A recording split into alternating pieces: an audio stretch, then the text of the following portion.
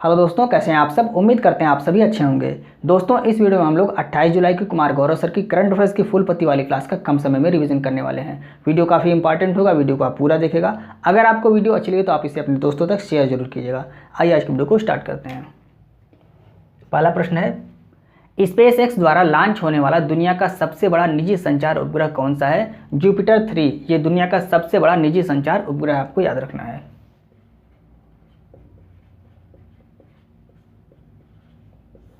Jupiter 3 इसको कहाँ से लॉन्च किया गया है। कैनेडी स्पेस सेंटर फ्लोरिडा से इसको लॉन्च किया गया है। किस रॉकेट से लॉन्च किया गया है, तो रॉकेट का नाम है फाल्कन हैवी रॉकेट से इसको लॉन्च किया गया, आपको याद रखना है।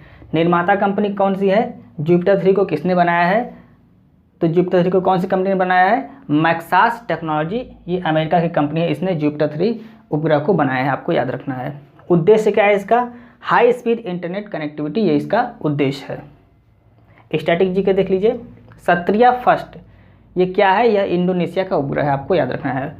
सत्रिया फर्स्ट क्या है, यह इंडोनेशिया का उपग्रह है। GSLV F12 द्वारा किस रॉकेट को लॉन्च किया गया था, उपग्रह को लॉन्च, रॉकेट नहीं है, उपग्रह को लॉन्च किया गया था। NVS-0 फर्स्ट उपग्रह को लॉन्च किया गया था। ये भारत का सेकंड जनरेशन का पहला नेविगेशन सिस्टम, आपको याद रखना है। NVS-0 first. PSLV C55 इसके द्वारा किसको लॉन्च किया गया था, सिंगापुर के 2 उपग्रह को लॉन्च किया गया था। PSLV C54 द्वारा भूटान के उपग्रह को लॉन्च किया गया था, आपको याद रखना है।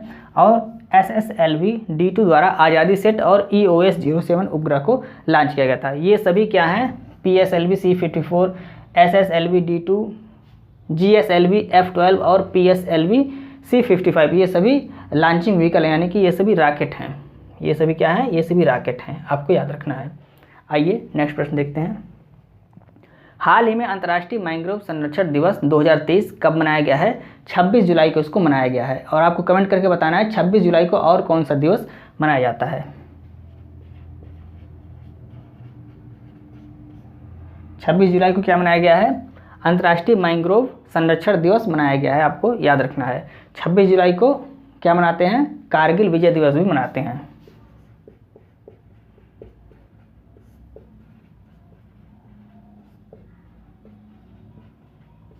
कारगिल विजय दिवस भी कब मनाते हैं, यह भी 26 जुलाई को ही मनाते हैं, आपको ये भी याद रखना है।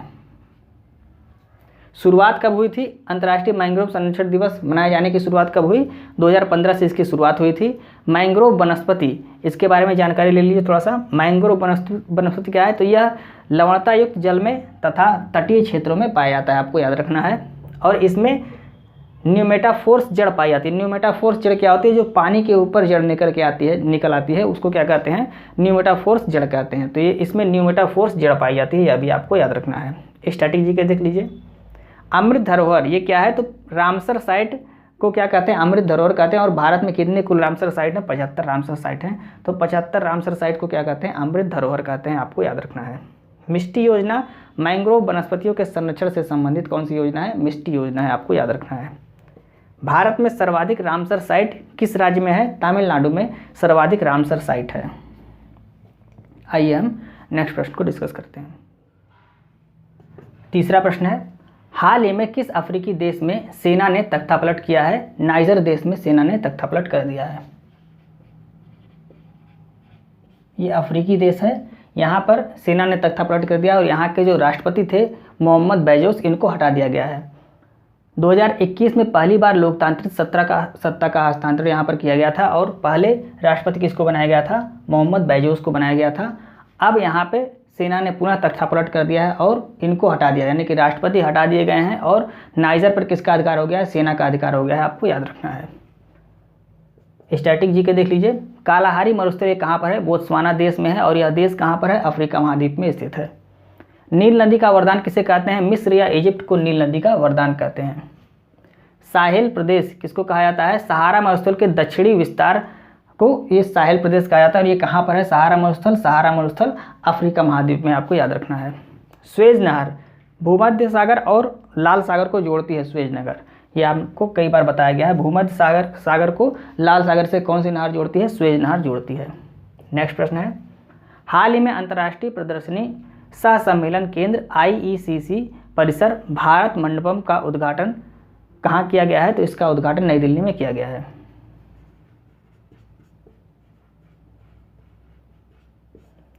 भारत मंडपम का उद्घाटन कहाँ पर किया गया है? नई दिल्ली में किया गया है। यहाँ पर प्रधानमंत्री मोदी जी ने एक घोषणा की है।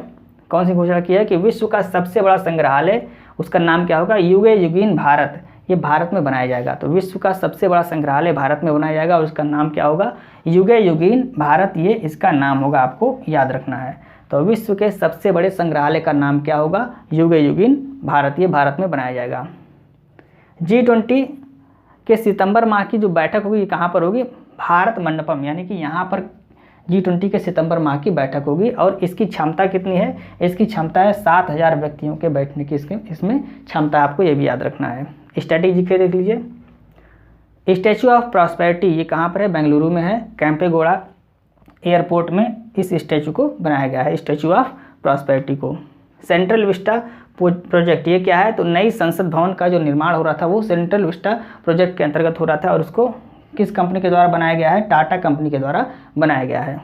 Statue of knowledge, Latur Maharashtra में स्टैचू ऑफ नॉलेज स्थित है और ये डॉक्टर भीमराव अंबेडकर की प्रतिमा है, आपको याद रखना है। आइए हम नेक्स्ट प्रश्न को डिस्कस करते हैं। 5वां प्रश्न है, हाल ही में ऑस्ट्रेलिया के सर्वोच्च साहित्य सम्मान माइल्स फ्रैंकलिन साहित्य पुरस्कार 2023 किसे दिया गया है? शंकरी चंद्रन को दिया गया है।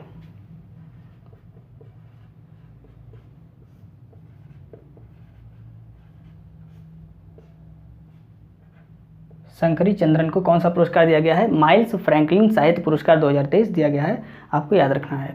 स्टैटिक जीके देख लीजिए प्रश्न। हिंदी भाषा में साहित्य अकादमी पुरस्कार किसको दिया गया है? बद्री नारायण को दिया गया है।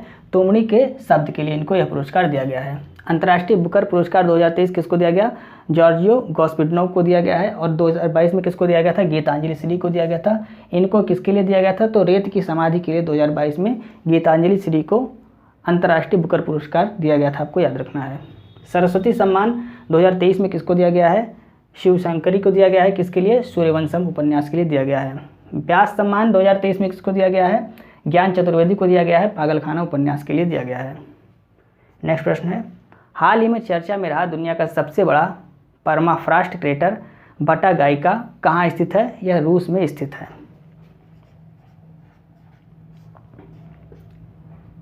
ये परमाफ्रॉस्ट क्रेटर क्या होता है? जब ज्वालामुखी विस्फोट होता है तो वहाँ पे जहाँ से विस्फोट होता है वहाँ पे क्या हो जाता है? गड्ढे बन जाते हैं और उस गड्ढे को क्या कहते हैं? क्रेटर कहते हैं। और जब क्रेटर बड़ा रूप ले लेता है तो उसको क्या कहते हैं? कोल्डेरा कहते हैं, आपको याद रखना है। तो कोल्डेरा किसको कहते हैं?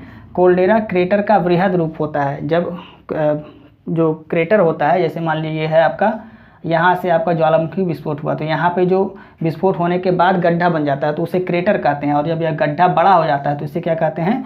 इसे कोल्डेरा कहते हैं, आपको याद रखना है। अब आइए, तो परमाफ्रॉस्ट क्रेटर यह क्या है? यह एक जमा हुआ ठंडा स्थान है जो ग्लोबल वार्मिंग के कारण बढ़ रहा है। यहाँ पर जो स्थान था ये क्रेटर था, छोटा भाग था, मतलब क्रेटर था ज्वालामुखी विस्फोट के बाद, और यह इतना ठंडा था कि यह जमा हुआ था। अब ग्लोबल वार्मिंग के कारण क्या हो रहा है? ये गल रहा है और जब गलेगा तो क्या हो जाएगा? ये गड्ढा बड़ा हो जाएगा और जब बड़ा होगा तो उसको क्या कहेंगे? उसको कोल्डेरा कहेंगे। तो यही कहा गया है कि ग्लोबल वार्मिंग मतलब गर्मी इतनी ज़्यादा पृथ्वी पर बढ़ रही है कि यह गल रहा है और गलने के कारण यह बड़ा हो रहा है, आपको याद रखना है। तो ये कहाँ पर स्थित है? बटागाइका, यह रूस में स्थित है, आपको याद रखना है। स्टैटिक जीके देख लीजिए। COP27 का आयोजन कहाँ पर किया गया? मिस्र शर्म अल शेख में किया गया था। COP28 का आयोजन संयुक्त अरब अमीरात में किया जाएगा, अभी हुआ नहीं है।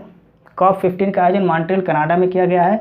और कोल्डेरा मतलब हमने बताया क्रेटर का वृहद रूप क्या कहलाता है? कोल्डेरा कहलाता है।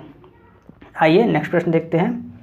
NCRB डेटा के अनुसार वर्ष 2021 में भारत में सर्वाधिक महिलाओं के लापता होने की सूची में पहला स्थान किसे मिला है? तो पहला स्थान किस राज्य को मिला है? महाराष्ट्र राज्य को पहला स्थान मिला है। महाराष्ट्र राज्य को पहला स्थान मिला है। दूसरे स्थान पे मध्य प्रदेश है और तीसरे स्थान पे पश्चिम बंगाल है। स्टैटिक जीके देख लीजिए। इंडिया जस्टिस रिपोर्ट में प्रथम स्थान पर कौन सा राज्य है? कर्नाटक इसमें प्रथम स्थान पे है। और अंतिम स्थान पे कौन है? अंतिम स्थान पे हमारा उत्तर प्रदेश है।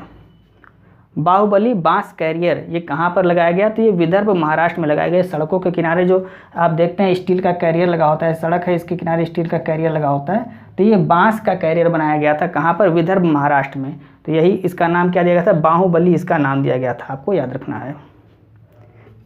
काली मृदा का दूसरा नाम क्या होता है? रेंगूर इसका दूसरा नाम होता है, रेगूर, इसको कहते हैं रेगूर मृदा। और यह मृदा गन्ना और कपास के लिए उपयुक्त होती है, आपको याद रखना है। आइए हम नेक्स्ट प्रश्न डिस्कस करते हैं।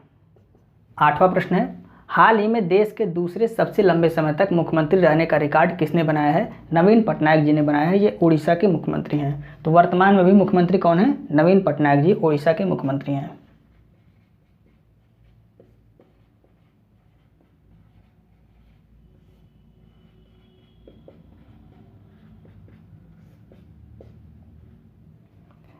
सन 2000 से लगातार ये सीएम के पद यानी कि मुख्यमंत्री के पद पर बने हुए हैं।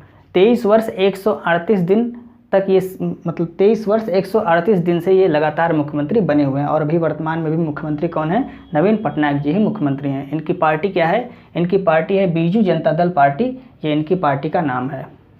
5वीं बार ये मुख्यमंत्री बनाए गए हैं। पहले कौन थे? ये दूसरे हो गए। सबसे अधिक दिन तक मुख्यमंत्री रहने का रिकॉर्ड इन्होंने बनाया है। तो पहले कौन थे? पहले हैं सिक्किम के मुख्यमंत्री पवन कुमार चामलिंग। ये 24 वर्ष 166 दिन तक मुख्यमंत्री रहे थे। 24 वर्ष 166 दिन तक मुख्यमंत्री रहे थे। तो पहले मुख्यमंत्री हैं कौन है? पवन कुमार चामलिंग। और दूसरे कौन हो गए? नवीन पटनायक जी। भारत की पहली महिला मुख्यमंत्री कौन थी? तो सुचिता कृपलानी, ये उत्तर प्रदेश की मुख्यमंत्री बनाई गई थी। तो भारत की पहली महिला मुख्यमंत्री या उत्तर प्रदेश की पहली महिला मुख्यमंत्री कौन होंगी? सुचिता कृपलानी। नेक्स्ट प्रश्न है, नीति आयोग देश का पहला मत्स्य पालन अटल इंक्यूबेशन केंद्र कहाँ स्थापित करेगा? केरल में इसको स्थापित किया जाएगा। देश का पहला मत्स्य पालन अटल इंक्यूबेशन केंद्र कहाँ पर स्थापित किया जाएगा? ये केरल में स्थापित किया जाएगा। उद्देश्य क्या है? मछली पालन को बढ़ाना, ये इसका उद्देश्य है। स्टैटिक जीके के प्रश्न देख लीजिए। पीसी कल्चर ये क्या होता है? तो मत्स्य पालन यानी कि मछली पालन क्या कहलाता है? पीसी कल्चर कहलाता है। वर्मी कल्चर केंचुआ पालन कहलाता है। वीटी कल्चर क्या कहलाता है? अंगूर की खेती को वीटी कल्चर कहते हैं। और सेरी कल्चर रेशम कीट पालन को सेरी कल्चर कहते हैं। ये चारों इंपॉर्टेंट है, आपको याद रखना है। 10वां प्रश्न है, हाल ही में यूरोपीय धरती पर 2 एटीपी चैलेंजर खिताब जीतने वाले पहले भारतीय टेनिस खिलाड़ी कौन हैं? सुमित नागल, ये पहले भारतीय टेनिस खिलाड़ी हैं।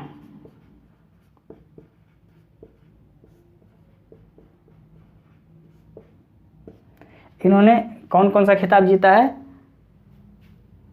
टाम्पेरे ओपन, ये फिनलैंड में हुआ है, इसको जीता है। और रोमन ओपन, ये 2 खिताब इन्होंने जीता है। जो यूरोपीय महाद्वीप के यानी यूरोपीय धरती पर 2 एटीपी चैलेंजर खिताब कौन कौन सा जीता है? टाम्पेरे ओपन फिनलैंड में और रोम ओपन, ये दोनों खिताब किन्होंने जीता है? सुमित नागल जी ने जीता है, आपको याद रखना है। स्टैटिक जीके के प्रश्न देखिए। मलेशिया मास्टर्स का खिताब किसने जीता है? प्रणव ने जीता है। तो मलेशिया मास्टर्स हो गए, प्रणय जीता है। और कनाडा ओपन लक्ष्य सेन ने जीता है। ऑर्लियंस ओपन प्रियांशु रजावत ने जीता है। और इंडोनेशिया ओपन, स्विस ओपन और कोरिया ओपन, ये सात्विक और चिराग की जोड़ी ने जीता है, आपको याद रखना है। ये सभी खेल किससे संबंधित हैं? ये बैडमिंटन से संबंधित है, यह भी आपको याद रखना है। तो ये थे कुमार गौरव सर के 10 महत्वपूर्ण प्रश्न, जिसको हमने कम समय में आपको रिवाइज कराने की पूरी कोशिश की। उम्मीद है आपको वीडियो अच्छी लग रही होगी। यदि आपको वीडियो अच्छी लग रही है तो आप इसे अपने दोस्तों को जरूर शेयर करें और वीडियो को लाइक और सब्सक्राइब करना ना भूलें। अगर आपको इस क्लास की पीडीएफ चाहिए तो आप हमारे Telegram channel RK competition classes को ज्वाइन कर सकते हैं, जिसका लिंक आपको इस वीडियो के डिस्क्रिप्शन में दिया रहेगा। आप वहाँ से टेलीग्राम चैनल को ज्वाइन करके पीडीएफ को प्राप्त कर सकते हैं। अभी तक अगर आपने चैनल को सब्सक्राइब नहीं किया, चैनल को सब्सक्राइब कर लीजिए और बेल आइकन को प्रेस करके ऑल वाले बटन पर क्लिक कीजिएगा, जिससे हमारी सारी नोटिफिकेशन आपको समय समय पर मिलती रहे। मिलता है नेक्स्ट वीडियो में। जय हिंद।